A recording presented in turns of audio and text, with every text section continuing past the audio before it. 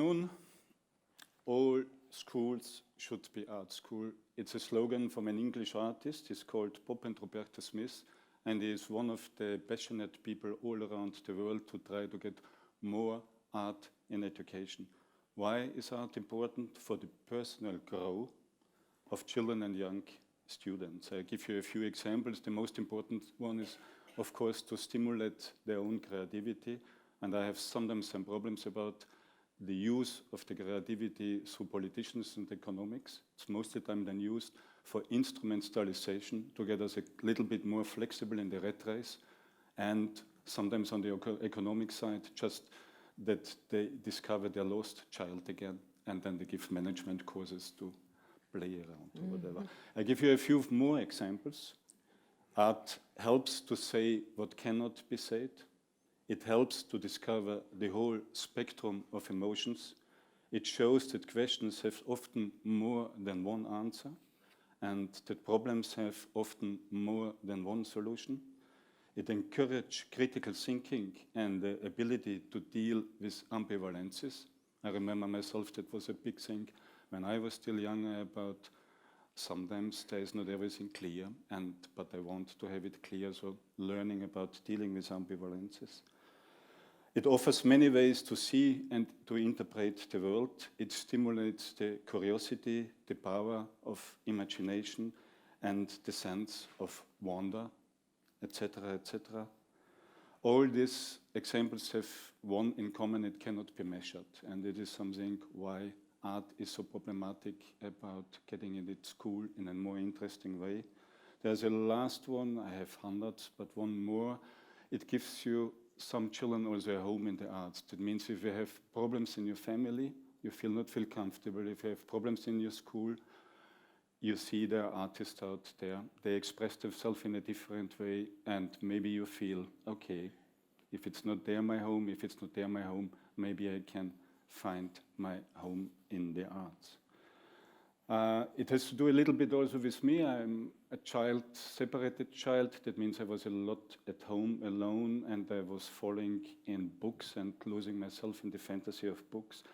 By accident, I was also coming in contact with theater because my mother had a girlfriend, a souffleuse. That's the little lady who helps the actors if they are lost in their text. And they needed one time a guy who is crossing the stage, and I was quite shy, but they were saying it's also paid. So, okay, I will do it. And then it was so attractive to me that I was, when between 12 and 16, I played theater. I liked to go to theater school, but I was too young. My mother was sending me to be safe to kind of a hotel management school. But after this, immediately, I started to play theater again for 10, 15 years. So I'm more an autodidact. I'm a dilettante. I'm a romantic idealist, inspired very strong out of the ideas of the Enlightenment. Love, and the pregnant love, was bringing me to Brussels, because you hear it on my accent. I'm Austrian, a little bit Schwarzenegger accent. In Brussels, the nice thing in Brussels is there are a lot of second-hand bookshops. The little baby was there, and for my own interest, but also for the interest of the little baby, I started in the second-hand books to buy some books, also with the idea maybe very visual books in an autodidact way. If the baby is growing, maybe he can inspire himself. The 12 books for the little babies are in the meantime 12,000, and it was growing out a little bit out of my interests. And suddenly, more or less, ideas out of the books were starting to talk, and I had more or less the idea out of the frustration which I experienced in the past at school about how art education was done. Maybe it would be not so bad to construct kind of a mobile studio which can fly in sport, in gym rooms of schools, just to give children and youngsters a little bit another expression and another possibility to experience art. I financed it for 4 years on a private level. Then I had incredible luck. It can only happen in Belgium, in Brussels, kind of a surrealistic situation. There was a government, and there was a culture minister, and there was a cabinet, a non-political government, and they realized I'm working on the social level, because we worked also for 3 years in an immigrant house with immigrant children. We worked on the artistic level, on the education level. So they created kind of a line, and that was the first time that we get some subvention. So it's ABC Art Basics for Children. It's kind of a non-profit organization operating on the borderline of the arts and education, and also a labo for aesthetic experience and awareness. It's just a basic idea of way of working. I think you cannot construct magic moments, but you can try to create a prepared environment which increases the chances that things can happen. That means selecting the best ideas all over the world for all ages. If we construct studios, prepared environments, we do it for ourselves and not for a child which is 6 or 12 or whatever. Play is the highest form of research. Already Einstein was saying this. So we research and we give this kind of action research further to our public. We take a lot of time. If a school class is coming to us, they spend the whole day.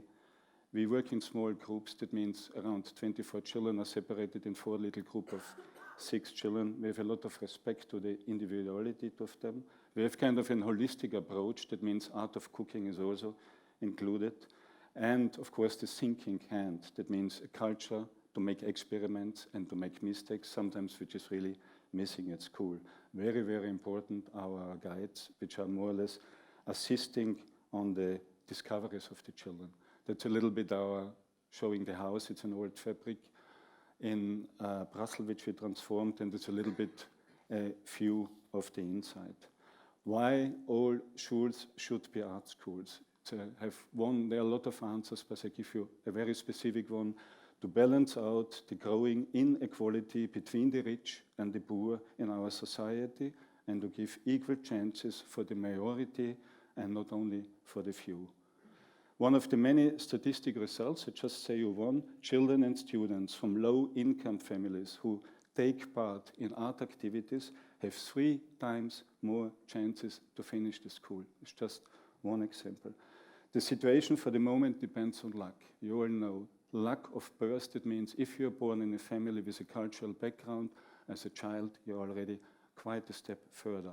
The next is the choice of the parents about which kind of school. Do they have kind of an art program which are interesting?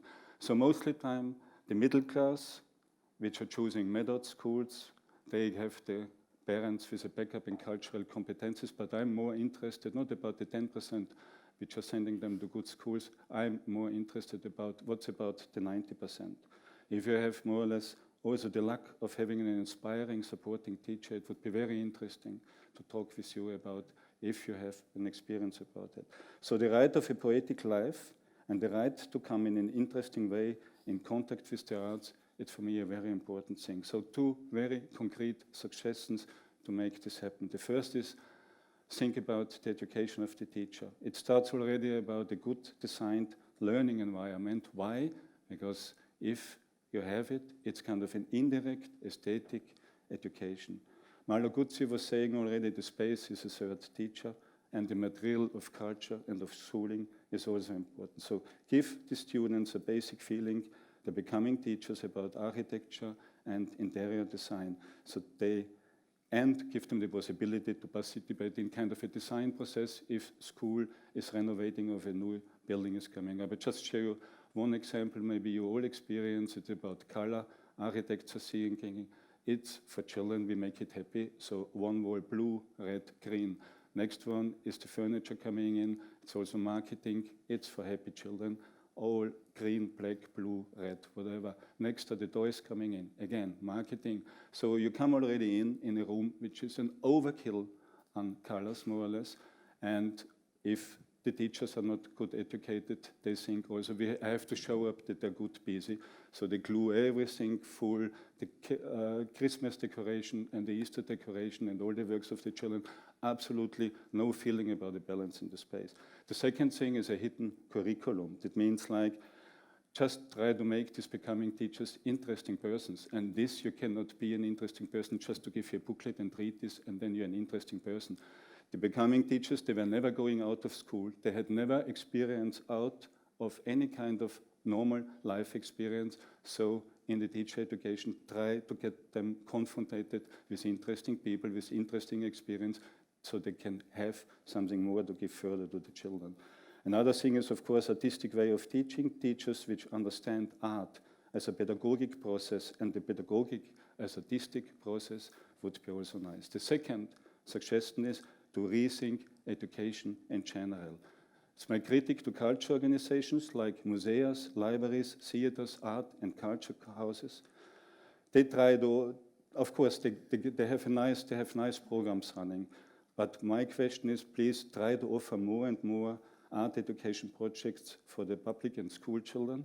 But in which way? They just do it in the way serving the structures of the schools, which are really not very helpful. And they don't take the responsibility to engage themselves in educational reform debates about the arts in the curriculum and the general curriculum discussion. There's a radical vision I was copying for you. You can take it with, or you find in our website on internet a provocative example of Susan Sontag, who was saying, just get the kids between 12 and 16 out of school. Anyway, they are completely mixed up. And get the people between 50 and 54 back to school. It's a really, really fantastic thing. Just please read it.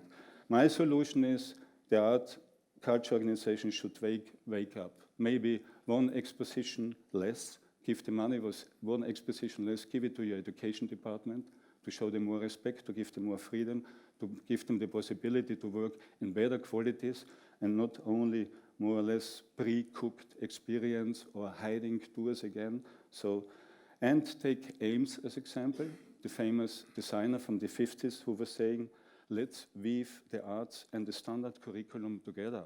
And this is a very, very important thing. Why not having in school an arts integrated curriculum? That means in all subjects you can use art ideas. It does not matter if it's mathematics or geography or biology. Everywhere you can use interesting art ideas and make your teaching in this way better.